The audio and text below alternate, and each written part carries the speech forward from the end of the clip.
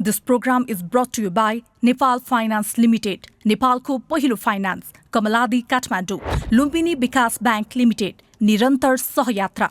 विश्वास लिन्छौं, विश्वास दिन्छौं। प्रभु बैंक।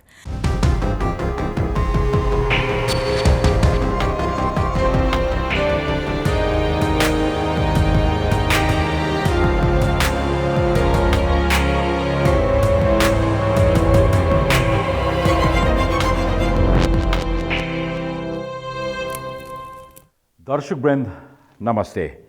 गएको निर्वाचनमा जनताले सबैभन्दा बढी भरोसा गरी संसदमा पठाएको राजनीतिक दल नेकपा चरम विवादको शिकार हुँदा त्यसको असर देश र जनताको जीवनमा प्रत्यक्ष रूपमा परिरहेको छ। विवादका बीच प्रधानमन्त्रीले विघटन गरेको संसद सर्वोच्च अदालतले पुनर्स्थापना गरिदिएपछि दलहरूबीच सांसद तानातानको अवस्था सृजना हुँदैछ। यस्तो बेला सत्ताको रिङबाट बाहिरै रहेका नेपाली कांग्रेस र जसपा जस्ता राजनीतिक दलहरू पनि सत्ता गठजोडमा निर्णायक अवस्थामा आइपुगेका छन्। सम्माननीय सभाध्यक्ष महोदय, संविधान सभाबाट पारित एवं संविधान सभाका सम्मानित अध्यक्षद्वारा प्रमाणित भई प्रस्तुत नेपालको संविधान नेपाली जनता समक्ष घोषणा गर्दछु।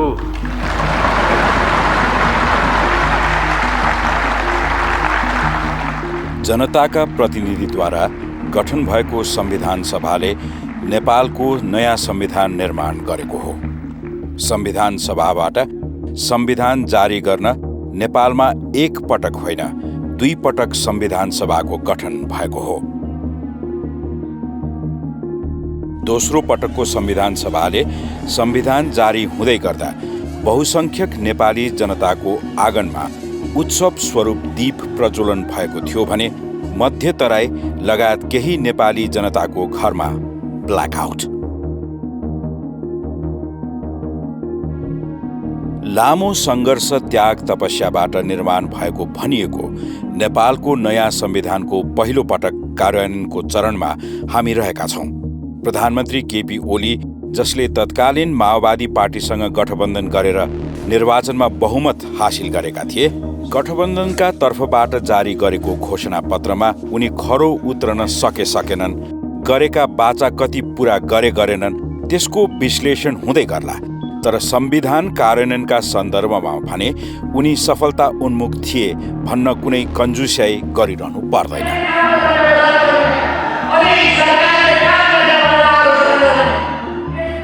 संविधान कार्यान्वयनका रूपमा रहेको महत्त्वपूर्ण निर्वाचनमा एउटै दलले सुविधाजनक बहुमत हासिल गरेपछि नेपाली जनताले अब मुलुकले राजनीतिक स्थायित्व प्राप्त गर्ने र लामो समयदेखि नेपाली जनताले देखेको विकासको सपना पूरा हुने अपेक्षा गरिएको थियो।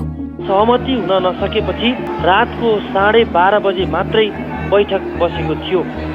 तर व्यवस्था र संविधानले मात्रै होइन, जनताले जस्तो सुकै परिपक्व निर्णय गरेर के गर्नु जब कार्यान्वयनको फैसला गर्ने दलहरू परिपक्व नभएपछि। सभासदहरूले गलत काम मात्रै गरेनन्, सार्वभौम संविधान सभालाई नै धावा बोल्ने काम गरे। गएको निर्वाचनमा जनताले चुनेर पठाएको राजनीतिक दल नेकपा भित्र यति बेला महाभारत चलिरहेको छ। कसैलाई रहर लागेर 13 दिनभित्र राजीनामा दिएन भने सडकमा ल्याएर पछार छुरे। के भने आयो? तागत छ? कोही माइकालाल जन्म्या छ केपी ओलीलाई कठालो समातेर सडकमा ल्याउने? यो दुनियाँमा कोही माइकालाल जन्म्या छैन। केपी ओली इज द केपी ओली, फुटबलको पेले जस्तै हो। यो कस्तो प्रवृत्ति हो? अरू हेपेर खिचेर पेलेर चलाउन चाहने यो तानाशाही प्रवृत्ति हो। यो तानाशाही र कम्युनिस्ट पार्टीको कुनै स्वाइनो सम्बन्ध हुन सक्दैन। एकले अर्कालाई कारबाही गर्ने श्रृङ्खला चलिरहेको छ। कानुनी रूपमा विभाजनको मान्यता नपाइसकेको नेकपाका दुई समूह एक अर्का विरुद्ध घोषित युद्धको शैलीमा प्रस्तुत भइरहेका छन्। जनताको निर्णयलाई अपमान गर्दै विभाजनको डिलमा पुगेका नेकपाका दुई समूह आफ्नो गठबन्धन बलियो बनाउने अभियानमा छन्। प्रचण्ड र माधव नेपाल समूह प्रधानमन्त्री ओलीलाई पदबाट जसरी पनि हटाउने अभियानमा छन् भने प्रधानमन्त्री ओली आफ्नै सत्ता टिकाउन र लम्ब्याउने अभियानमा। प्रचण्ड र माधव नेपाल पक्ष ओलीलाई विदा गर्नका लागि बाँकी दलहरूसँग गठबन्धनको प्रस्ताव लिएर संवाद गरिरहेका छन् भने प्रधानमन्त्री ओली आफ्नै पार्टीको संसदीय दलमा बहुमत जुटाउने अभियानमा। नेकपा भित्रको यो चरम द्वन्द्वले गएको संसदमा प्रतिपक्षको बेन्चमा समेटिएको नेपाली कांग्रेस र जनता समाजवादी जस्ता दलहरू सत्ता गठबन्धनका निर्णायक शक्तिका रूपमा उदाएका छन्। त्यसै पनि हामी पटक पटक धोका खाएका हौं। संविधान जारी गर्दा पनि गोलीबारी गरेर संविधान जारी गरेका थियो। अब सांसदहरूको टाउका गन्ने मात्रै होइन, उनीहरूको मोलमलाई गरेर सत्ता निर्माण गर्ने पुरानै एपिसोड नेपाली जनताले भोग्नुपर्ने भएको छ। जुन जनताको मतको अपमान त हुँदै हो, त्यसमा ज्यादा देश र जनताप्रतिको दलहरूको गद्दारी। यसले एकातिर देशले स्थिरता पाउँदैन भन्ने सन्देश गइरहेको छ भने अर्कोतिर यो देशमा केही हुँदैन भन्ने सन्देश पनि। जनताको नजरमा छाउँदै गरेको यो निराशाको जिम्मेवारी फगत नेकपाका मुख्य 3 नेता केपी ओली, प्रचण्ड र माधव नेपालले मात्रै होइन, उनीहरूलाई मुखिया मान्दै गुटमा विभाजित नेकपाका नेता कार्यकर्ताले पनि लिनै पर्ने हुन्छ। जनताले दिएको अभिमतमाथि नजरअन्दाज गर्दै जब नेकपाका नेताहरू पद र शक्तिको जोड घटाउमा लागेर जग हँसाउन थाले, तब सत्ता समीकरणको नयाँ खेल सुरु भएको छ। नेकपा विभाजनको डिलमा पुगेपछि सत्ताको शान्त तलाउमा ढुङ्गा बज्रिएको छ र धमिलो पानीमा माछा मार्ने काम अघि बढेको छ र यस अघि शान्त रहेका कांग्रेस र जसपा जस्ता दलहरू पनि सत्ता समीकरणका लागि चलमलाइरहेका छन्। द ब्राभो डेल्टा शोमा आज हामीले सत्ताको रस्साकसी कस्तो हुनेछ यसबारे कुराकानी गर्न जसपा नेता राजेन्द्र महतोलाई आमन्त्रण गरेका छौँ।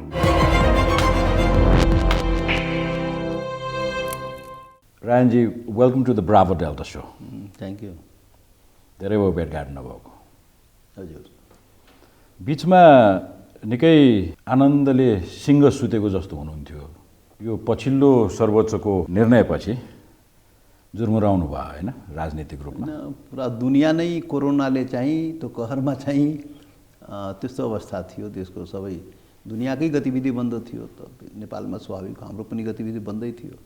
अब त्यसपछि अब केपी ओलीले चाहिँ अब यो प्रतिगमन हुँदाखेरि स्वाभाविक हो, पुरै देशै जुर्मुरायो। हामी पनि उठ्नै पर्यो। प्रतिगमन परास्त भयो, पार्टीको गतिविधि अगाडि बढेको छ। अब देशको त जगथक छँदैछ नि, देश त यस्तै हो। प्रतिगमन सच्यो होइन त? प्रतिगमन माथि गरिएको प्रतिगमन सचियो, एउटा सचियो। अर्को प्रतिगमन जुन पहिले गरेको प्रतिगमन त बाँकी नै छ नि त, जुन सबै मिलेर गरेको थियो संविधान निर्माण गर्ने बेलामा। यो तत्कालीन कांग्रेस, एमाले, माओवादी, विजय गजदार चारटी मिलेर 16 बुँदे सम्झौता गरेर अनि संविधान बनाउँदाखेरि जनतामाथि गोली चलाएर सबै सम्झौताहरूलाई रद्दीको टोकरीमा राखेर नेपालको अन्तरिम संविधान जुन सम्झौताको दस्तावेज थियो त्यसलाई पनि च्यातेर पछि हटेर। म त तपाईँले यो मागहरू सबै बिर्सिसक्नु भयो भन्ठाने थियो नि है तपाईँहरूको माग त टन्नै। नेपाली जनताको समस्या समाधान नभएसम्म नेपाली जनताले आफ्नो सवाल त कसरी छोड्छ? यो त देशमा त के समस्या समाधान हो? तर होइन, राजनीतिक रूपमा तपाईँहरूको मुभमेन्टलाई नजिकबाट निहाल्ने हो भने केही समय अगाडि केपी ओलीको गभर्मेन्टमा तपाईँहरूले साथ त दिनुभएको थियो नि होइन? सत्ताले अलि जनतासँगको प्रमिसेसहरूलाई भताभङ्ग बनाउँछ है, त्यो पनि देखिएको हो। हामी मोर्चा भएर लड्दाखेरि तपाईँले भनेकै कुरा हामीले जनतालाई भनेका थियौँ। मधेसी मोर्चा 7 पार्टीको बनाएर लड्दाखेरि हामीले भन्यौँ जबसम्म यो सवालहरू सम्बोधन गरिँदैन तबसम्म सत्ताको कुरा हामी गर्दैन। र त्यति बेला हामी 7वटा घटकमध्ये 6वटा घटक एउटा राजपा बनायौँ, एउटा घटक सङ्घीय समाजवादी बनायो। त्यसमा एउटा घटक हामी त यो संविधान संशोधन के अरे रेशम चौधरी लगायत लक्ष्मण थारू लगायतका यो मुद्दाहरू लगाइएको छ। मधेस थरवट आन्दोलनकारीमाथि बन्दी बनाई आजीवन कारावास गरिएको छ।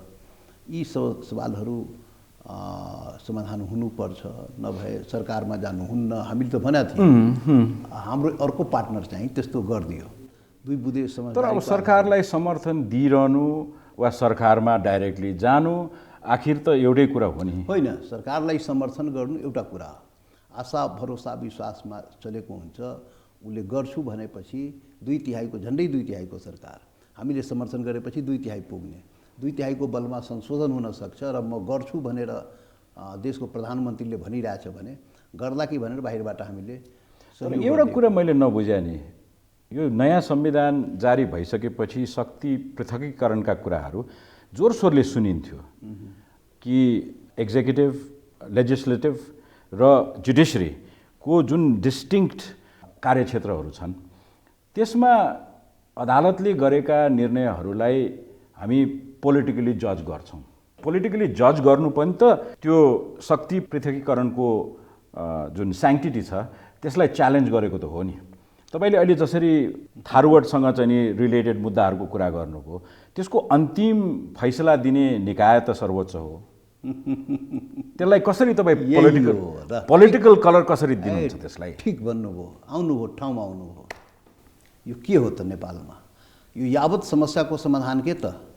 नेपालमा 270 वर्षमा नेपाल बनेदेखि आजसम्म नेपालले 7वटा संविधान बनायो र राणा शासन हुँदाहुँदै गणतन्त्र पायो। सबभन्दा सर्वोत्कृष्ट व्यवस्था शासन प्रणाली बनाउने र 7-7वटा संविधान बनायो। तर शासन र संविधान भनेको जनताको न्यायको लागि हो, पहिचानको लागि, अधिकारको लागि हो, सुशासन र समृद्धिको लागि। हामीले त्यही बुझा हो। शासन संविधान त्यसैको लागि बनाइन्छ। तर नेपालमा 7 पटक संविधान बनाउँदा पनि जनताको लागि संविधान भइ नदिने अनि देशको यावत समस्या यथावत रहने र मुलुक दुर्गतितर्फ जाने, दुनियाँको सबभन्दा कङ्गाल मुलुकको दर्जामा नेपाल आउने, यो के हो? नेपालमा भइरहेको के हो? यो सबभन्दा ठुलो कुरा हो। योभन्दा ठुलो चिन्तनको विषय हुनुपर्ने हो नेपालमा। होइन, आफ्नो पक्षमा निर्णय आयो भने जय जयकार, आफ्नो पक्षमा निर्णय आउन सकेन वा आउन चाहेको जस्तो देखिएन भने नाना थरी लान्छना पनि न्यायालयलाई दिएकै अवस्था छ, होइन? अब के छ भने फेरि त्यसको अर्को एउटा ऊ छ के, नेपाल हामीले भने गरेका छौँ बाह्य औपनिवेश नेपालमा आएन के। बाह्य कुनै देशको औपनिवेशिक यहाँ गुलामी गर्नु परेन, त्यसको शिकार नेपाल भएन। तर हाम्रो बुझाइ के भने नेपालमा आन्तरिक औपनिवेश चाहिँ भएको के, आन्तरिक औपनिवेशीकरणको शिकार नेपाली जनता भएको र आन्तरिक औपनिवेशिक चिन्तन र सोचबाट नेपालको शासन र संविधान बनाइयो र सञ्चालन गरियो। देशको समस्या भनेको त्यहाँ हो के। देशको यो चिन्तन, यो शासक सम्भ्रान्तहरूको चिन्तन सोच औपनिवेशिक हो के। र यो औपनिवेशिक शासनलाई वैधता प्रदान गर्न यो औजारहरू जति तपाईँ कुरा गरिराख्नु भएको छ यो सब औजार हो। कसको के को लागि? औपनिवेशिक चिन्तन सोचबाट गरिएको शासनलाई वैधता प्रदान गर्ने औजारको रूपमा प्रयोग गरिएको यो जति तपाईँ पेरिफेरीमा देखाइराख्नु भएको छ। त्यसो भए त अहिलेका राज्यका अङ्गहरू सब व्यवस्थापिका, कार्यकारी र जुडिसियरी र निर्वाचन सबै आन्तरिक औपनिवेशिक टुलहरू हुन् भने आन्तरिक औपनिवेशिक चिन्तनबाट गरिएको शासन, बनाइएको संविधानलाई वैधता प्रदान गर्न प्रयोग गरिएको औजारहरू हुन्। यही सत्य हो, यही अन्तिम सत्य हो यो नेपालको प्रसङ्गमा। त्यसैले नेपालको दुर्दशा यो भएको।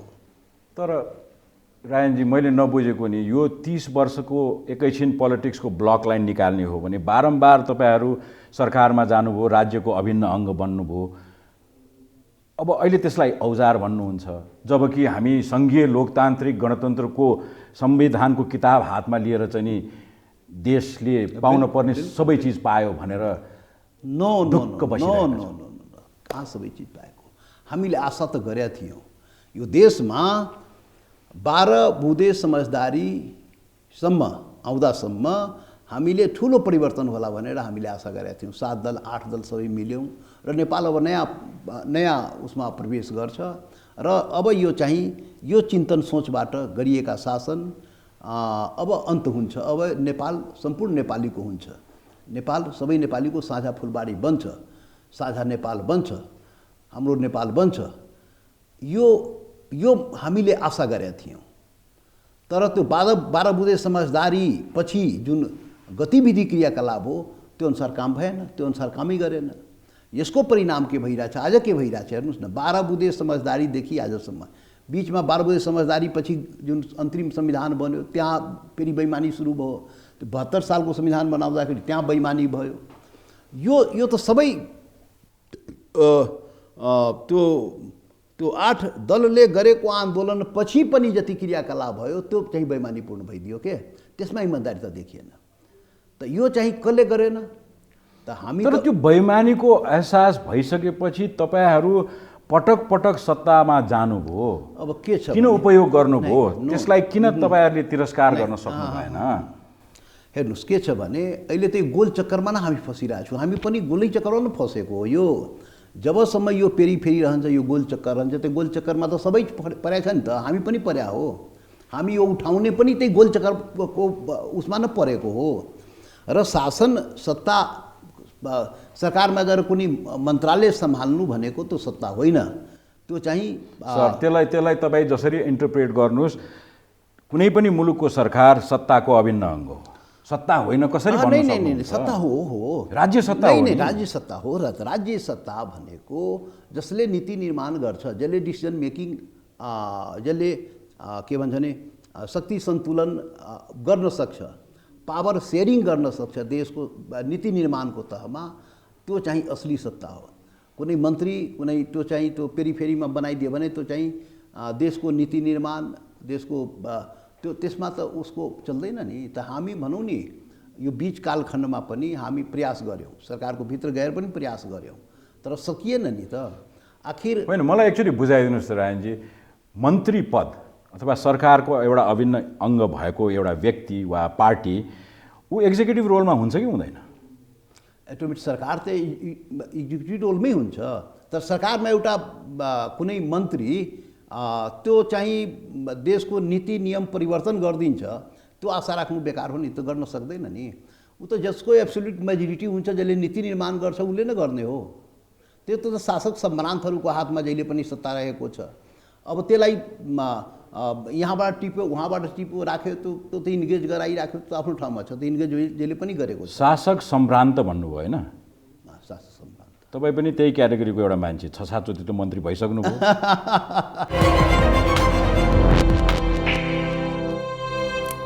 तपाईँ पनि त्यही क्याटेगोरीको एउटा मान्छे, 6-7 चोटि त मन्त्री भइसक्नुभयो। त्यसरी गोलमटोल गर्न मिल्दैन। होइन, गोलमटोल गरेको होइन, क्ल्यारिटी खोजेको सर। म क्लियर, त्यही त म भन्दैछु। यो भनेर यो पटक पटक उठाउने गराएको थियो कि हामीलाई पनि। तपाईँ पनि मन्त्री भइसक्यो नि त।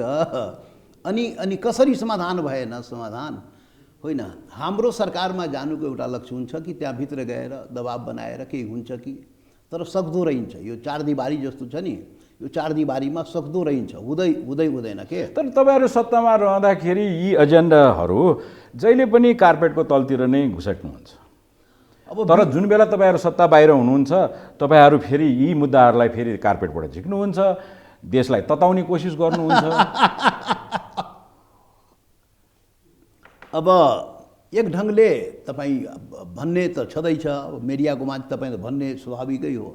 तर हाम्रो बुझाइ के भने हामी भित्र सरकारभित्र गएर पनि प्रयास गर्या हो, यो चाहिँ समाधान भइजाओस्, दबाब बनाउन खोज्या हो।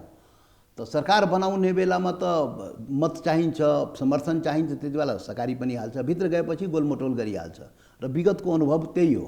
यो लास्ट सरकारमा, केपी ओलीको सरकारमा त हामीलाई अनुभव थियो, हामीले लागेको थियो यसले गर्दैन, त्यसैले भित्र जानु पस्नु हुँदैन, बाहिरबाट दबाब बनाउनुपर्छ। उपेन्द्रजी परीक्षण गर्नुभयो, 2 बुँदे गरेर जानुभयो, तर उहाँले फेरि हेरिहाल्नुभयो। होइन सर, अब यदि राजनीतिकै कुरा गर्ने हो भने भागबण्डामा एकैछिनलाई मानौँ उपेन्द्रजीको भन्दा तपाईँले बेटर अफर्स तपाईँलाई पाएको भए तपाईँले यो लान्छना सायद लाउनु हुँदैन थियो। अब त्यो सरकारमा जानु, त्यसमा प्रवेशै नगरौँ। म भन्छु तो विगतमा जुन सरकार सत्तामा गयो त्यसको दण्ड दिने हो त यो आदिवासी जनजाति मधेसी मुस्लिम थारू या यो शासक सम्भ्रान्तहरूले यो देशलाई यसरी दण्डित गर्न मिल्थ्यो? दण्ड कहाँ भइरहेको छ मलाई अझै बताइदिनुहोस् न। दण्डित त हो नि, यो देशमा जनतालाई दण्डित नगरे त गरे के त? मलाई भन्नुहोस्, म पहिले पनि भने शासन र संविधान हुन्छ के को लागि? एकैछिन शासन संविधान हुन्छ के को लागि? म अघि भने 7 वटा संविधान बनायौँ हामीले। 7 वटा संविधान बनाएर पनि जनताले अधिकार पहिचान पाएन, देश सुशासन र समृद्धितर्फ गएन। त मतलब के हो? के हो मतलब? यो ढाकछोप गरेर हुँदैन के भूषणजी? ढाकछोप नगरौँ। अब योभन्दा बढी अब नेपाललाई, अब नेपाली जनताले योभन्दा तल चाहिँ जाने ठाउँै छैन के। योभन्दा दुर्गति नेपालको हुनै सक्दैन। तर संविधान कार्यान्वयन गरिरहँदाखेरि तपाईँहरू सरकारको हिस्सा भएर बसिरहँदाखेरि पनि तपाईँहरूले यसलाई प्रदेश सरकारहरू बनेका छन्, स्थानीय सरकारहरू बनेका छन्, डिभल्भ भएको त छ नि। अब प्रदेश सरकार तपाईँहरूकै सरकारहरू छन् ठाउँ ठाउँमा। प्रदेश सरकार बनेको छ, त्यो प्रदेश सरकार हो। सरकार भनेको सत्ता ताकत हुन्छ के। तो प्रदेश सरकार जसको कुनै अधिकार छैन, जसको कुनै आफ्नो ताकत छैन, आफ्नो कर्मचारी छैन, एउटा सामान्य पुलिस पनि राख्न पाएको छैन, सारा बजेट चाहिँ केन्द्रमा 80% 90% बजेट राखेको छ। केन्द्रीकृत शासन मानसिकताले संहिता बनाएको छ। संहिताको त्यो प्रयोजन छँदै थिएन नि त। संहिता तपाईहरुले खोजेको पनि संहिता यस्तै होइन। यो त संहिता कहाँ, यो हामीले त संहिता खोजेको 4 वटा काम केन्द्रले गर्ने, केन्द्रीय सरकारले, बाँकी सबै अधिकार प्रान्तलाई दिनुपर्छ।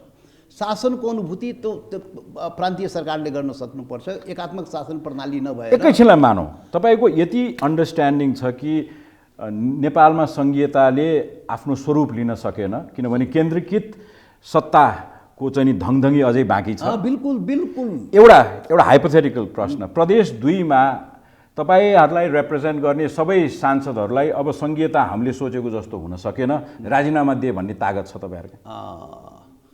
त्यो पनि मन्त्री पनि छन्। बिल्कुल छ, त्यो पनि दिन आउन सक्छ। त्यो त अन्तिम कुरा हो।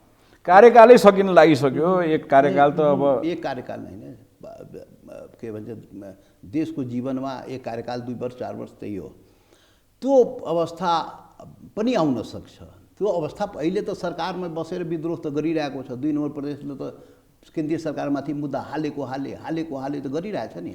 सरकारले कसरी विद्रोह गर्छ र? नेतृत्व गरिरहेको छ। ए बाबा, त्यही त केन्द्रीय सरकारको एकात्मक शासन चिन्तनको विरुद्धमा प्रान्तीय सरकार प्रदेश नम्बर 2 को सरकारले लडिरहेको छ।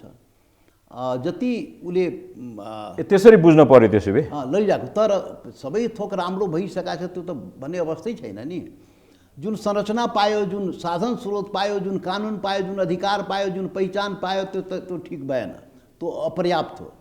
अब यो अवस्था जति पायो त्यसको 100% राम्रै सेवा सुविधा लिइरहने, राम्रै प्रयोग भयो त्यो पनि म भन्दैन। सरकारी बेनिफिट सुविधाहरू प्रयोग गरिरहने, मन्त्री भइरहने, सांसद भइरहने, बिल्कुल। अनि जहिले पनि अधिकार भएन भन्दा एउटा तपाईहरुलाई भोट दिएर तपाईहरुलाई त्यो स्थानमा पुर्याउने एउटा आम जनताले कसरी बुझ्ने र उसले मेरो अपमान भएन भन्ने कुरामा कसरी आश्वस्त? अब यो हो, यो गोल चक्करमा हामी पनि फस्यौँ नि। यो नस्लीय चिन्तन सोचबाट गरिने शासनको गोल चक्करमा हामी सबै फसेको हो के। पुरै देशै फसेको। देश फसेपछि देशको हामी पनि त हुन् त। यो देशको पार्टी हामी, नागरिक हामी, नेता हामी, कार्यकर्ता हामी पनि यो चक्करमा फसेका हौँ, गोल चक्करमा। यो गोल चक्करबाट मुक्ति चाहियो के। यो मुक्तिलाई ठुलै हिम्मत गरेर गर्नुपर्छ हामीले। त्यो प्रयास पनि हुँदैछ, त्यो काम पनि हुन्छ। पहिले त यो चाहिँ एउटा लोकतान्त्रिक प्रक्रिया पद्धतिबाट हामी समाधान गर्न खोजेको, लोकतान्त्रिक प्रक्रियाबाट कसरी समाधान हुने हो। जस्तै म भन्छु, अहिले पनि म भन्छु, यो अहिलेको जुन समस्याहरूको समाधान कसरी निकाल्ने अहिले भनिरहेछ नि। यो के भन्छ, यो केपी ओलीको क्रियाकलाप या अहिले सरकार बनाउने, त्यसमा त आउन बाँकी नै छ। त त्यो गोल चक्करबाट निकाल्नुपर्छ के। यो सामान्य ढङ्गले निस्किने होइन के। चिन्तन सोचबाट नै त्यो बाहिर निस्किनुपर्छ। त्यो चिन्तन सोच जुन हो, म भने नि, एउटा नस्लीय चिन्तन सोच। त्यसपछि गोल चक्करबाट निस्किने प्रयास गर्नुहोस्, अनि त्यसपछि सत्तामा जानुहोस्, त्यसपछि अलिकति पत्याउने गुन्जाइस हुन्छ। अब तपाईहरुको गोल चक्करमा अब तपाईहरुको नेतृत्व पंक्तिमा सर हेर्दाखेरि तपाईले अघि नस्लीय के भन्नुभयो नि, त्यसको के होइन, नस्लीय चिन्तन सोचबाट शासन। अनि बाबुराम भट्टराईको नस्लीय चिन्तन सोच तपाईहरुको नस्लीय चिन्तन सोच भन्दा के फरक छ बताउनुहोस् त? होइन, नस्लीय चिन्तनमा कुनै जातिलाई भने होइन नि, त्यो नस्लीय चिन्तन कन्भिनियन्सको इन्टरप्रिटेसन 1% नेपालमा मुठ्ठीभर त्यो चिन्तन राख्ने मान्छेहरू छन्। कुनै पनि एउटा नस्लको कुरा मात्रै यो सबै उसैको भन्नु त्यो नस्ली चिन्तन त हो नि। एउटा मात्रै नस्ली, एउटा मात्रै जातिको सबै थोक भइजाओस्, अरू बाँकी चुलीबारमा जाओस्, त्यो चिन्तन सोच राख्नु नस्लीय चिन्तन सोच हो के। त त्यो चिन्तन सोच राख्ने अब यो शासक सम्भ्रान्तहरू छन्, शासन जो 70 वर्षमा यो देशमा जुन शासन भयो,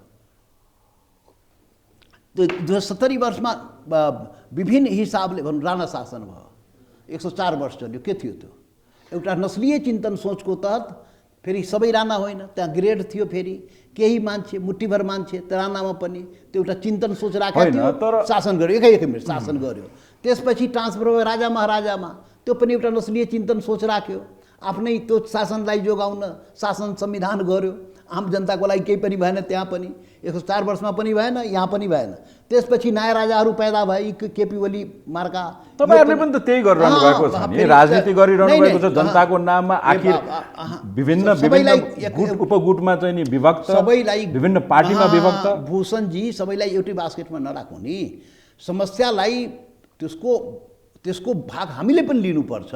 जति प्रतिशत त्यसको दोषको भागी हामीले लिनुपर्छ। गोलचक्करमा हामी पुरै देशै फँसेको छ भने केही न केही छिटा त सबै ठाउँमा परेको छ नि त। जस्तै तपाईँले भन्नुभयो नि, पटक पटक त्यो गोलचक्करमा सबै चाहिँ हिस्सा लिएको छ नि त उसको जिम्मेवारी, उसको भागीदारी सबैले लिनुपर्छ, केही न केही त लिनुपर्छ नि। तर मूल कारण, मूल समस्या कहाँ हो त्यसमा हामी जाने हो के। अब त्यो मूल कारणमा हामी जाउँ न। मूल कारणमा के, अब सहायक दोषी र मूल दोषी। सहायक दोषीमा कतै कतै हामी सबै जस्तै म भनौँ, म अर्को कुरा भन्छु। यो म एउटा शब्द प्रयोग गरेका थिएँ, औपनिवेशिक चिन्तन सोचलाई के भन्छन्, यो शासनलाई व्यवस्था प्रदान गर्ने औजारको रूपमा प्रयोग भइरहेको छ मैले भने नि। त यो चाहिँ त्यो खालि त्यो त सहायक औजारहरू पनि थुप्रो, जस्तै मिडियामा पनि त्यो व्यवस्था प्रदान गर्नलाई मिडिया पनि प्रयोग भएको छ। त्यसबाट प्रेरित मिडिया सबै प्रयोग भएकाहरूलाई गएर तर हामी नै सरी म सबैलाई भने, म यो कुरा सबैलाई भनिरहेकै छैन।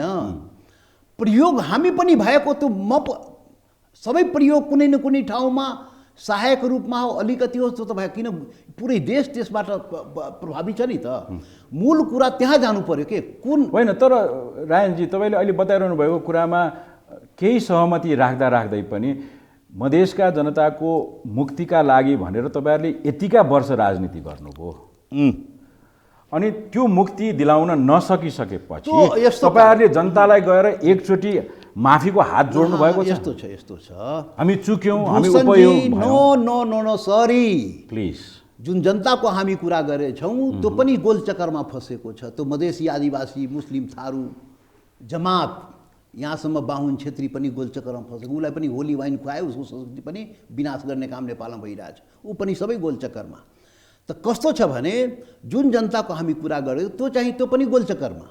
भनाइको मतलब हामी आवाज उठाउने, तर यो देशको जनताको भर्डिक्ट ताकत कहाँ गइरहेको छ। यो देशको पार्टी सिस्टममा जाने भने 7 दशकदेखि पार्टी सिस्टम, 70 सालदेखि कुनै न कुनै पार्टी सिस्टम छ नि त, बिचमा पञ्चायत काल रह्यो। एकचोटि रिफ्रेस गरौँ है, एक त यो चाहिँ पार्टी मल्टी पार्टी डेमोक्रेसीको हिसाबमा शासन हुने हो। आखिर यसको जिम्मेवारी त पार्टी लिनु पऱ्यो, नेता लिनु पऱ्यो नि त। त्यसमा हामी पनि पार्टी हो, तर मूल यो देशको शासन सत्ता सञ्चालन गर्ने, नीति निर्माण गर्ने के, यो देशको नीति निर्माण गर्ने पार्टी सिस्टममा यो देशमा दुईवटा मुख्य घटक रह्यो। क्यापिटलिजम, कम्युनिजमलाई अङ्गीकार गर्ने यो काङ्ग्रेस र कम्युनिस्ट पार्टी हो। विभिन्न नामधारीहरू छन्, कम्युनिस्टमा पनि एमाले, माओवादी लगायतका पार्टीहरू काङ्ग्रेस पार्टी भयो। त यो यतिका दशक 70 वर्षमा, यो यति दशकमा 7वटा संविधान निर्माण भयो, राणा शासनबाट गणतन्त्र आयो, तर पनि मुलुक निकास पाएन, मुलुक समृद्धि पाएन, जनताले अधिकार पहिचान पाएन। यसको जिम्मा त लिनु पर्यो। कसले जिम्मा लिने? राजेन्द्र महतोले जिम्मा लिने? नलिने? त्यही त भन्छु। तो हाम्रो नीति निर्माणले यदि हुने हो भने जिम्मा लिने हो। त नीति निर्माण गर्ने मूल घटक जो जहाँ शक्ति जनताले जहाँ शक्ति थुपारिदिएको छ, पार्टी सिस्टममा शक्ति थुपारियो, या त काङ्ग्रेसमा थुपारियो या कम्युनिस्टमा थुपारियो, जसले सरकार बनायो। खाल काङ्ग्रेस र कम्युनिस्टको छ, च्याखे थ्याप्ने तपाईँहरू हुनुहुन्छ। अरू त होइन, कहिलेकाहीँ दाउवाला भन्दा पनि च्याखेवालाको फाइदा ज्यादा हुन्छ खालमा। फेरि तपाईँ त्यहाँ चाहिँ डाइभर्ट नगरिदिनु। डाइभर्ट गरेको होइन सर, यथार्थ त गोलचक्करको कुरामा त गोलचक्करमा त सबै फँसेको त म पहिले नै भने नि त, हामी पनि फँसेकै हौँ, ती फँसेकै हो नि त। एक्चुअली एकैछिन यसबाट निस्किने उपायहरू कोसिस गरौँ नि त। तपाईँहरूले अहिले अङ्गीकार गरेको संविधानमा संशोधन प्रस्ताव राख्नु भएको थियो, एकैछिन रिफ्रेस गरौँ न, के प्राप्त भयो, के बाँकी छ। हेर्नुहोस् के छ भने मूल कुरामा जानुहोस्। मूल कुरा भनेको अधिकार र पहिचान खोजेको देशले, जनताले खोजेको, देशको जनताले अधिकार पहिचान खोजेको, सुशासन र समृद्धि खोजेको। अब यो मूल जबसम्म त्यो पेरिफेरीमा देश आउँदैन, देशको शासन र संविधान आउँदैन, त्यो भित्र प्रवेश गर्ने, त्यो भित्र संहिता माग्यो, पहिचान सहितको संहिता माग्यो, अधिकार माग्यो, स्वायत्ता माग्यो। अब म तपाईँले भन्छु, म आउँछु 12 बुँदे समझदारी। ल 12 बुँदे समझदारी त एउटा कोर्स चेन्ज गर्ने नेपालले सोचेको थियो नि त, सोचेको थियो नि त के भयो त? कोर्स चेन्ज एड्रेस रङ भयो कि बत्ते त्यो कोर्स चेन्ज भयो। एकैछिन अब 12 बुँदेको तपाईँले सम्झना गरौँ, एकैछिन पर्सपेक्टिभमा राखौँ न। 12 बुँदे सम्झौता जहाँ भयो त्यसको एड्रेस गलत भयो भन्ने एक थरीको बुझाइ छ, मान्नुहुन्छ? एड्रेस नै म 12 बुँदे समझदारी पछि जुन गरिएको क्रियाकलाप त्यो गलत भयो के, त्यो ठ्याक्कै एड्रेस गर्न सकेन। म दुईवटा कुरा भन्छु।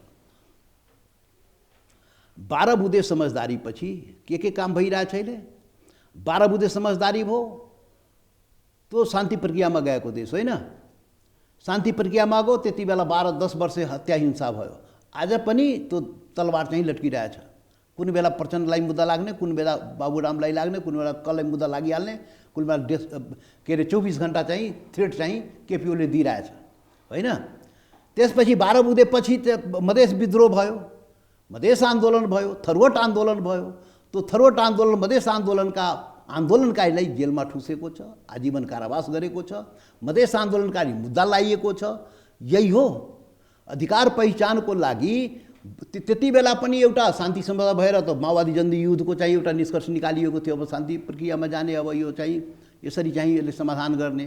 त्यसपछि तपाईँ पनि ब्ल्याङ्केट एमनेस्टीको पक्षमा हुनुहुन्छ? त्यसपछि होइन, म त्यो भने होइन, तर 24 घन्टा तलवार लट्काएर त राख्नु, सेटल त गर्नु पऱ्यो नि, सेटल त गर्नु पऱ्यो नि। त्यो चाहिँ तलवार लट्काएर राख्ने, त्यसलाई छिनोफानो गर्नु पऱ्यो नि, त्यो त एउटा छँदैछ। त्यो त मैले त्यो पनि भने, त्यो पनि सेटल गर्नु पर्यो। यत्रो वर्ष राजनीति गरेको मान्छेले त्यो तरवार एक थरीले मात्रै झुन्डाउन सक्छ, जो पावरमा हुन्छ उसैले कसैको तरवार गलत भइरहेको छ। त्यही त भन्दैछु त, यो देश कहाँ गलत भइरहेछ त्यो त भन्न पाउनु पऱ्यो नि।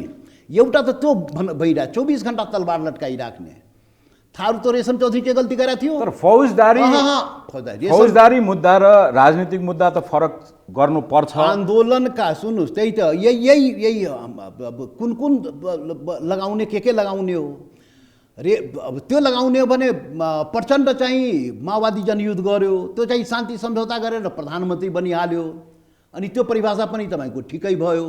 अनि अधिकार पहिचानको लागि रेशम चौधरी थरुवट आन्दोलन गर्दाखेरि आजीवन कारावासमा बस्नु पर्यो, त्यो पनि ठिकै भयो। त्यो कुनै ठिक प्रेसिडेन्स हो र? यही हो, कसैले मान्छे मारेर प्रधानमन्त्री भयो भन्ने यथार्थमा टेकेर सबैले मान्छे मार्न पाउँछ भन्ने कुराको दलिल दिइरहनु हो। नेपालमा यही भइरहेको छ, कानुनको समान व्यवहार भएको छ त। त्यहीमा के भन्छ, केपी ओली टाउको काटेर के अरे झापा टाउको काटेर प्रधानमन्त्री भएकै हो। प्रचण्डजी 17,000 मान्छे के अरे आन्दोलन मारिएर प्रधानमन्त्री भएकै हो। अनि त्यो थारू चाहिँ पहिचान अधिकारको लागि आन्दोलन गर्दाखेरि त्यहाँ कुन षड्यन्त्र भएर पुलिस मारिएको, र त्यो आन्दोलन को एवजमा आपराधिक आन्दोलन भनेर त्यसलाई आजीवन कारावास हालिएको। यो हो त, यही हो त, यो न्याय हो त।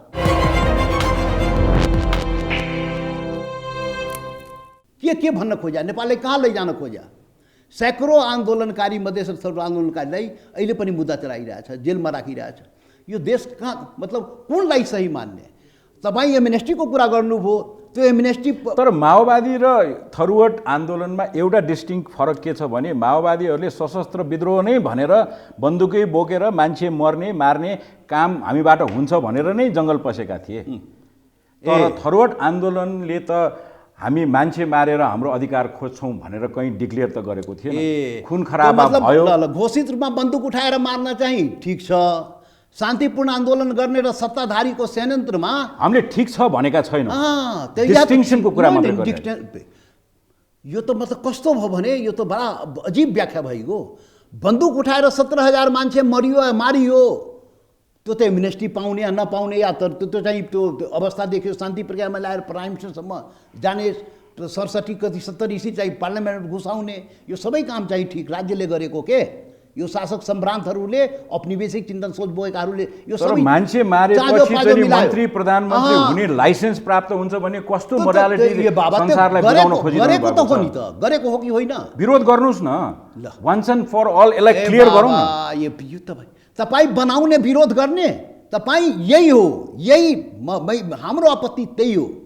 यो चिन्तन सोच के हो त? यो त्यति बेला एउटा नस्लको चिन्तन सोच सबै मिले सबै एक हुने, त्यो शासक सम्भ्रान्तहरूको चिन्तन सोच मिलेपछि 17,000 मान्छे मारे पनि त्यो सबै ठिक हुँदो रहेछ के।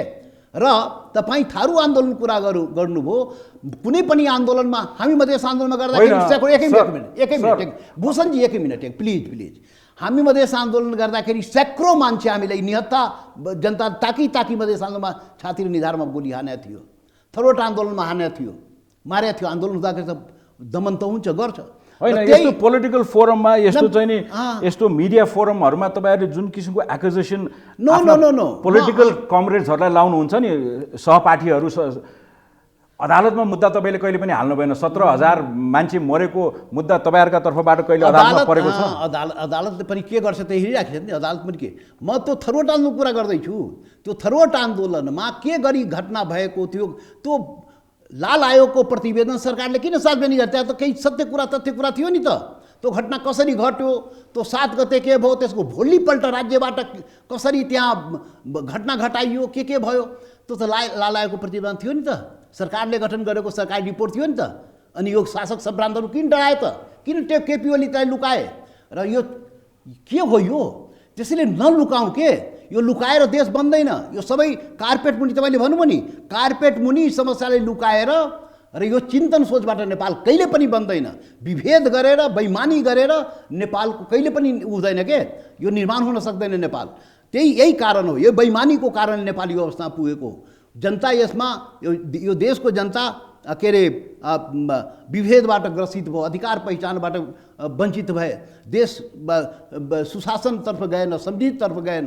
आखिर के हो त यो? नेपालको राज्य सत्ताका बारेमा यतिका धेरै विभेदकारी यथार्थहरू लुकेको छ भन्ने ज्ञान भएको व्यक्ति आजका मितिमा आउँ। अब आजका मिति सत्तामा जानका लागि एउटा खुट्टा उठिसक्यो तपाईँहरूको। अब फेरि त्यसमा नउल्झाउनुहोस् के, उल्झाएको होइन। राज्य हो भने सरकार सत्ता त बन्छ, राज्य हो, सरकार हो, पार्लियामेन्ट हो भने त एक्सनमा त जान्छ। त्यो त आफ्नो प्रक्रियामा त अगाडि बढ्छ र हामी त्यसको पार्ट हौँ। हामी पनि देशको एउटा पार्लियामेन्ट्री पार्टी भएकोले त्यसमा हिस्सा त हामी लिनुपर्छ। त्यसमा हिस्सा लिनु, आफ्नो पुरा राख्दै हिस्सा त लिने हो। त्यस्तो विभेदकारी राज्यको हिस्सा हुन किन जाने त? के होइन, मैले अब आरोप लगाइरहेको व्यक्ति अर्को 2-4 हप्तापछि तपाईँलाई फेरि मन्त्रीका रूपमा चाहिँ अन्तर्वार्ता लिनलाई पर्यो भनेदेखि अहिले नै क्लियर भइरहेको। ठिक छ, क्लियर हुनै पर्दैन नि। म भन्छु त पार्लियामेन्टको हामी अङ्ग हौँ, त्यहाँ पनि हाम्रो भूमिका हुन्छ, रहन्छ। भोलिको बन्ने सरकारमा हामी त्यही कुरा फेरि लैजाने हो, राख्ने हो, दबाब दिने हो, बाध्य गर्ने हो। ताकत जनताले जति बेला भरपूर ताकत दिन्छ नि, त्यति बेला त छिनोफानो पनि हुन्छ। अहिले सारा ताकत यही मतलब जति जुन जनताको हामी कुरा गरेको, त्यो जनताको के अरे अधिकांश ताकत, सबै ताकत या त कम्युनिस्टले पाउँछ या काङ्ग्रेसले पाउँछ। अब ताकत त यो पुरानै म्यान्डेट पार्टी सिस्टममा भन्ने हो, आजको पार्टी सिस्टम भन्ने हो भने सबै ताकत काङ्ग्रेस कम्युनिस्टले पाउने।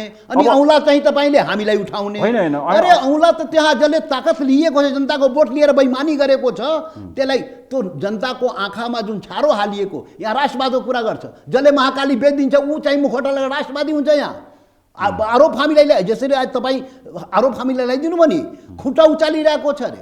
अरे अपराध गर्ने अपराधीलाई भन्नु पर्यो के, यहाँ महाकाली बेच्ने, महाकाली सन्धिलाई गर्ने ऊ चाहिँ मुखौटो लगाएर महाराष्ट्रवादी र हामीलाई चाहिँ औँला देखाउँछ के। त यो भएन, यो हुनै सक्दैन, यो चाहिँ यो पराकाष्ठा हो, यो हुनै सक्दैन। त्यसैले त्यो सिस्टमभित्र अब जहाँ ताकत जनताले दिएको त्यो ताकत दुरुपयोग भइरहेछ। हामी ताकत छैन, ताकत कमजोर हो, जहाँ आवाज तो स्वर तो हाम्रो कमजोर न हो जनताको ताकतको हिसाबले, त हामी जति सक्छ त्यति आवाज उठाइ। जुन दिन ताकत हामी भरपूर पाउँछौँ त्यो दिन त यो छिनोफानो गरिहाल्छौँ नि। ताकत नपाएसम्म आवाज कमजोर हो के, त्यसैले आरोप लगाउनु पनि तपाईँले सजिलो छ। ल रायनजी, आज तपाईँले आफूले विश्वास गरेको राजनीतिका बारेमा यतिका समय हामीलाई दिनुभयो र बुझाउने प्रयास गर्नुभयो। हामीले पनि धेरै चिज त बुझेका छौँ, तर एकदम बिल्कुल दत्तमा नबुझ्ने त कुरै भएन नि। प्रश्नहरू धेरै छन् अझै पनि छ। अब एकैछिन दर्शकहरूको बेनिफिटका लागि सत्ता समीकरण परिवर्तन हुन्छ वा हुन सक्ने सम्भावनाहरू अहिले क्षितिजमा देखिएको छ। कस्तो सत्ता समीकरण अब बन्छ? अब फेरि अब यो गोलचक्करमा त फेरि फस्नै पर्ने हो। यो सत्ता समीकरण जुन तपाईँहरूलाई रमाइलो त्यसमै छ, फस्नै पर्ने बाध्यता, फस्नै पर्ने हो। तर समस्या समाधान त्यो होइन। मैले पनि भन्छु समस्या समाधान त्यो होइन। एउटा कुरा म भनेर त्यसमा प्रवेश गर्छु, फ्रेस चुनाव पनि नजाउँ, यही गोलचक्करमा घुमिरहँ, चास्नीको कतै उयो राखेको छ भने गएर खुट्टा डुबाइहालौँ। एकदम सही कुरा हो, एकदम सही कुरा, एकदम आरोप लगाउनुहोस्, ठिक छ। त्यसमा प्रवेश गर्नुभन्दा पहिले म अर्को कुरा भन्छु, त्यो समस्याको समाधान होइन। म अस्ति पनि भनेको थियो प्रतिगमन माथिको प्रतिगमन हो। यो चाहिँ केपी ओलीको प्रतिगमन सच्यो भने सब ठिकठाक। त्यो प्रचण्डजी चाहिँ संसदमा मैले जब सवाल उठाएँ कि यो समस्या बाँकी छ भने सबै राजनीतिक समाधान, देशको सबै समस्याको सम्पूर्ण समाधान भइसक्यो। तपाईँले अघि भने सबै सरकार बनिसक्यो, तलमाथि तलसम्म 3 लेयरको सरकार बनिसक्यो। अब के बाँकी र तपाईँहरूले गर्नुभएको पार्लियामेन्टको कुरा त हाम्रा लागि त राइट गीता पढेको जस्तो हो, एकदम वेद पुराण पढेको जस्तो ठिक भन्नुभयो। त प्रचण्डजीले अस्ति पार्लियामेन्टमा सब ठिकठाक भइसक्यो, सब ठिकठाक भइसक्यो। अरे जबसम्म देशको राजनीतिक अबको सत्ता समीकरण कस्तो हुन्छ त्यतातिर जाउँ। जबसम्म देशको राजनीतिक समस्याको समाधान हुँदैन, जबसम्म पावर सेयरिङ गर्नुहुन्न, यो सत्ता समीकरणमा आउला। जबसम्म पावर सेयरिङ यो देशको सबै जनतालाई, सबै वर्ग बहुलताले भरिएको देश हो के, खालि के गाना गवाइराख्ने, 100 फुलका थुङ्गा हामी एउटै माला नेपाली भनिराख्ने र त्यो चाहिँ साझा फुलबारी नबनाउने। सर आज राष्ट्रिय गानका बारेमा विभेद नगरौँ। नै विभेद नै, त्यो गाना खालि गइरहेको अनुसार काम भएको थियो त्यो भने त्यो गाना त राम्रो छ, तर खालि गाउने काम मात्रै भयो। त्यो चाहिँ अनुसार काम भएन के, त्यो काम हुनु पर्यो भने त्यो काम भइरहेको छैन नेपालमा। साल 1 मिनट तब म प्रवेश गरौँला। यो नेपालको एकीकरण भयो, त्यसमा फेरि आफ्नो ढङ्गको विवाद होला, केही छैन। तर एकीकरण त भयो, नेपाल त बन्यो। नेपाल बन्दाखेरि पृथ्वीनारायण शाहको एउटा महान बानी आएको थियो, यो साझा फुलबारी हो भनेको थियो के, 4 वर्ण ठिकै त हो। तर त्यो बनाइएन के, त्यो आपत्ति छ भन्ने कुरा त भनियो। तर त्यसपछिका शासक वर्गहरूले यो देशको भूगोलको एकीकरण मात्रै गरे, भावनात्मक एकीकरण गरेन के, अनि विभेद रहिगयो, साझा फुलबारी बनेन। और त्यही अहिले जुन राष्ट्रिय गान जुन हो त्यो राष्ट्रिय गानमा सबै कुरा आएको छ, तर गाना अनुसार त काम भइरहेको छैन, नेपालमा काम भएन। त्यो भने हामीले यो साझा नेपाल बनेन, यो सबैको नेपाल बनेन। तर काम गर्ने जिम्मेवारीमा त तपाईँ पनि जानुभयो। बाबा होइन, गोलचक्कर त यही छ। नो फेरि तपाईँ त्यसले रिपिट गर्नुभयो। यो शासक सम्भ्रान्तहरूको हातमा नीति निर्माण भयो के। यो म विभिन्न कालखण्डको कुरा गरेँ, म राणा शासनको कुरा गरेँ, अनि सिगरेट राणा शासन त्यो पुरानो, म इक्जाम्पल खालि दिन्छु। सिगरेटको राणालाई तपाईँ पनि त राणा हो भन्न पाउनुहुन्न के। राजा महाराजालाई, राजा शाहवंशको शासन चल्यो नि, सबैलाई तपाईँ भन्न सक्नुहुन्न। अहिले सबै बाहुनलाई सबै केपी ओली भयो भन्न मिल्दैन नि त। त्यसैले त्यो चिन्तन सोच बोकेका 1% छ नेपालमा के शासक सम्भ्रान्तहरू, जो आफ्नो लागि संविधान बनाउँछ, आफ्नो स्वार्थ रक्षाको लागि संविधान बनाउने, आफ्नो स्वार्थको लागि शासन ल्याउने, ब्यानर चाहिँ फेरि राख्ने। तर विचार र व्यवहार, ती राजनीतिक रूपमा स्वार्थीहरूको जमातले लिड गरेको सरकारमा तपाईँहरू कहिले जोइन गर्दै हुनुहुन्छ? कसरी जोइन गर्नु यो बताइदिनुहोस् मलाई। अब त्यसमा म आउँदा आइहालौँ न। अब मूल समस्या के हो त्यो बुझ्नुपर्छ।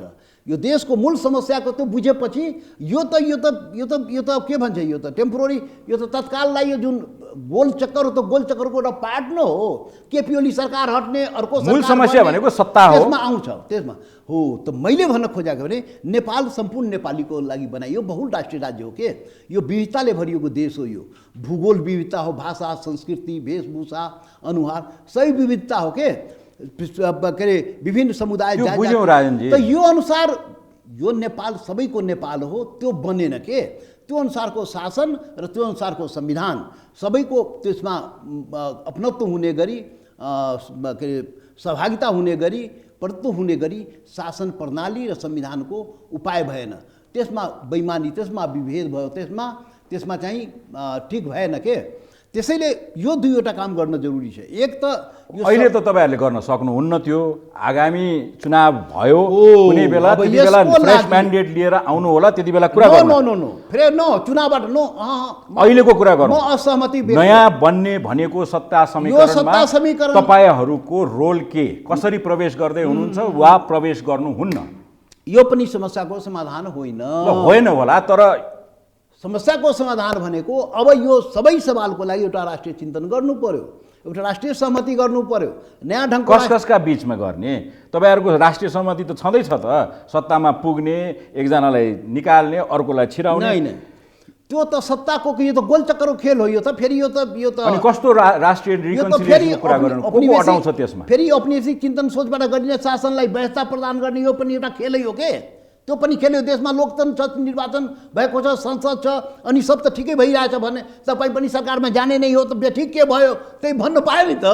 त्यो गोल चक्करमा फसाएर देश भन्ने नै त्यही हो, जाने कि नजाने त त्यो गोल चक्करमा फसाएर देशको सरकार बन्नु, सरकार जानु नजानु त्यो समस्याको समाधान होइन। त्यो मैले भन्न खोजेको के भने यो मुलुकको जुन मूल समस्या त्यसमा प्रहार गर्नुपर्छ, त्यो समस्या समाधान गर्नेतर्फ जानुपर्छ। त्यो लार्जर सल्युसनको कुरा भयो। लार्जर सल्युसन, सर्ट टर्म सल्युसनमा अब आउने सत्तामा तपाईहरु कसरी सहभागी हुँदै हुनुहुन्छ वा हुनुहुन्न? होइन, यो त अहिले त भनौँ नि सत्ता समीकरणको अहिले त वर्तमान जुन कार्यभार हो हाम्रो चौकोमा जुन हो त्यो लिएर हामी जाने हो। सत्तै त हो नि। वर्तमान कार्यभार भनेको यो संविधान संशोधन, यो मुद्दाहरू लागेको छ होइन, रेशम चौधरी रिहाई लगायतका मुद्दाहरू छन्। यो अहिले त तत्काल हाम्रो कन्थामा त्यो जिम्मेवारी छ के, त आन्दोलनको जिम्मेवारी हो। त अहिले पनि अब तपाईँ जुन सत्ता समीकरणको कुरा गर्नुभयो, यो सत्ता समीकरणमा पनि आफ्नो सवाल लिएर जानुपर्छ, आफ्नो सवाल राख्नुपर्छ के, समाधान गराउने हो। त त्यो हामी राख्छौँ। जो अगाडि यो सत्ता समीकरण जब खेल हुन्छ, सुरु खेल हुन्छ, हाम्रो आवश्यकता पर्छ, हामीलाई भन्छ त्यो औँठा छाप लगाऊ, त्यति बेला हामी चाहिँ त आफ्नो सवाल उठाउने हो, हामी भन्ने हो। संविधान संशोधनका बाँकी जुन सवालहरू त्यसलाई गर्नु कस्तो बन्दैछ त सत्ता समीकरण, त्यो बताइदिनुहोस् न जनतालाई, निर्धक्क बनाइदिनुहोस्। हाम्रा नेताजी पनि मन्त्री हुन्छन् वा हुन्नन्, निर्धक्क सुत्न पाउँछन् नि। हामीले उठाएका सवालहरू आगामी बन्ने सरकारले सम्बोधन गर्ने अवस्था बनायो भने हामी सहयोग गर्ने हो, भित्र पसेर हो बाहिर बसेर हो हामीले सहयोग गर्ने हो। तर सवाल त्यो चाहिँ सम्बोधन हुनुपर्छ, त्यो हाम्रो मान्यता, हाम्रो पार्टीको मान्यता। अब कस्तो सरकार बन्छ कसरी, अहिले त अर्को सरकार बन्ने अवस्थै छैन। अहिले त कम्युनिस्ट पार्टीको झन्डै 2/3 बहुमत भएको पार्टीको सरकार न हो। पार्टी एउटै हो, पार्टी एउटा रहेसम्म अर्को वैकल्पिक सरकार बन्ने अवस्थै छैन नि त, कसरी बन्छ? त्यो पार्टी त कम्युनिस्ट पार्टीको झन्डै 2/3 बहुमतवाला सरकार। पार्टी विभाजनसँग सम्बन्धित ऐन वा चाहिँ नि अध्यादेश आउँदैछ भन्ने पनि चर्चा छ। त्यो छुट्टै अस्तित्व कायम भएको अवस्था। सर्वोच्चमा विचाराधीन केही मुद्दाहरूको निर्क्युल भइसकेपछि पनि राजनीतिक निर्क्युल पनि त्यहीँबाट निस्किन्छ भन्दैछन्। त्यो संसदमा दुईवटा उपाय चाहिँ, एउटा सरकार परिवर्तनको लागि, यता कम्युनिस्ट पार्टी भित्रैबाट सरकार परिवर्तन हुन सक्छ, संसदीय दलको नेता परिवर्तन हुने, के अरे नेतृत्व परिवर्तन भइहाल्छ होइन, त्यो चाहिँ त्यो पार्टी भित्रको काम हो। अर्को चाहिँ त्यो पार्टी पुरै शक्ति एक ठाउँमा रहेसम्म अर्को सरकार बन्छ भने सोच्नु हुँदैन। त्यो ताकत, कम्युनिस्ट पार्टीको ताकत, संसदीय ताकत, पार्टीको ताकत एकै ठाउँमा रह्यो भने अर्को सरकार बन्दैन नेपालमा। एकै ठाउँमा रहेर नेता परिवर्तन गर्यो भने अर्को सरकार तपाईँलाई फुट्यो भने फाइदा, या फेरि तपाईँ फेरि अर्को सब भन्नु। फाइदा तपाईँ निकासको कुरा गर्नुहुन्छ, सरकारको कुरा त्यसले भने अर्को सरकार बन्दैन। अर्को सरकार बन्यो भने त कम्युनिस्ट पार्टीकै गतिविधिको कारणले बन्ने हो। त्यो पार्टीभित्रै यदि उहाँ अर्को सरकार प्रचण्डजी माधवजी बनाउन चाहनुहुन्छ भने त्यो चाहिँ या त नेताबाट हटाएपछि अर्को सरकार बन्छ, उहाँ पार्टीकै सरकार बन्छ फेरि, होइन पार्टीको के अरे अर्को सरकार पार्टीभित्रको होइन बाहिर समेतको लिएर बनाउने हो भने अर्को पार्टी चाहियो। त्यो मैले अस्ति भनेको थिएँ नि अर्को कुन पार्टी हो। तेस्रो उपाय छ भने संसदमा अविश्वास पारित गरेर सरकार परिवर्तन हुन सक्छ, तेस्रो उपाय पनि छ। त तेस्रो उपायमा त अपोजिसनमा रहेको काङ्ग्रेस र जसपा मिलेर मात्रै अविश्वास पारित हुने होइन।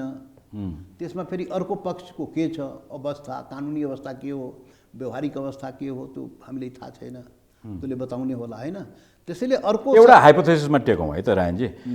अहिले यदि सत्तारूढ दल करिब करिब 2/3 चाहिँ नि बलियो सरकार हो भनिरहेका छौँ, जबसम्म पार्टी फुट्दैन तबसम्म यो सरकार रहिरहन्छ, अर्को सरकार बन्ने गुन्जायस छैन भनिरहनु भएको छ। यदि हाइपोथेटिकली पार्टी फुट्यो भने तपाईँ केपी शर्मा ओलीको पाटोको समर्थन कि प्रचण्ड माधव नेपालको पाटोको समर्थन? यदि आकाश खस्यो भने के गर्ने, त्यो प्रश्नै बेकार भयो। पहिले फुटोस् न, अनि हाम्रो अगाडि आउँछ नि सवाल। फुट्यो भने के गर्ने भने सवाल हो, त्यति बेला सोचौँला नि। तर जे सोचे पनि फुटोस् न भन्ने अभिष्ट त बुझिरहेको छु म। नै फुट्नुहोस्, हामीले किन भने फुट्नुहोस्, हामीले किन फुट्नुहोस्? अरे सँगै बस्नुहोस्, नेता मन पऱ्यो नेता परिवर्तन गर्नुहोस्। हामीले त पार्टी जति पार्टी फुट्यो त्यति डेमोक्रेसी कमजोर हुन्छ, त्यो त हो नि त। अर्को हाइपोथेसिस ल छोडिदिउँ, नेकपाको कुरा छोडिदिउँ, तपाईँको पार्टीका तर्फबाट चाहिँ नि प्रधानमन्त्री बन्न पर्यो भने क्यान्डिडेट छ तपाईँहरूका?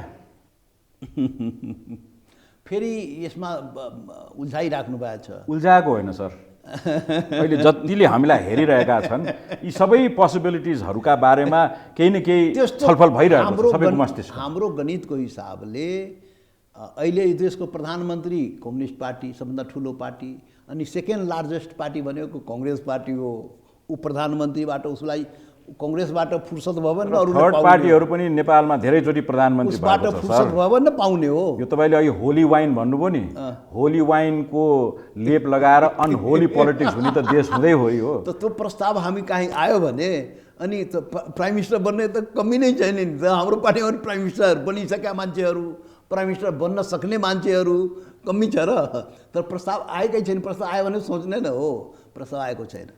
त्यो त कहाँ अब यस्तो अब कहाँ अरूलाई दिने कुरा आउँछ यहाँ, त्यो त म सम्भावना देख्दैन। आयो भने त्यति बेला पार्टीले सोच्छ।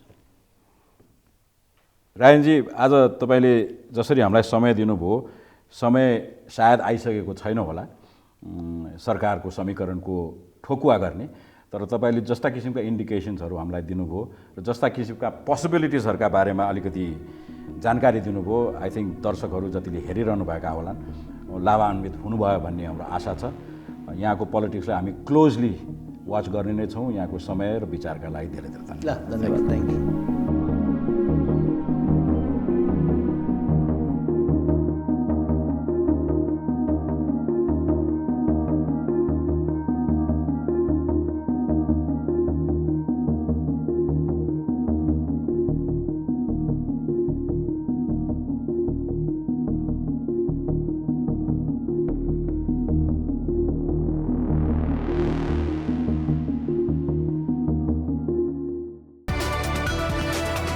It's an AP1 presentation.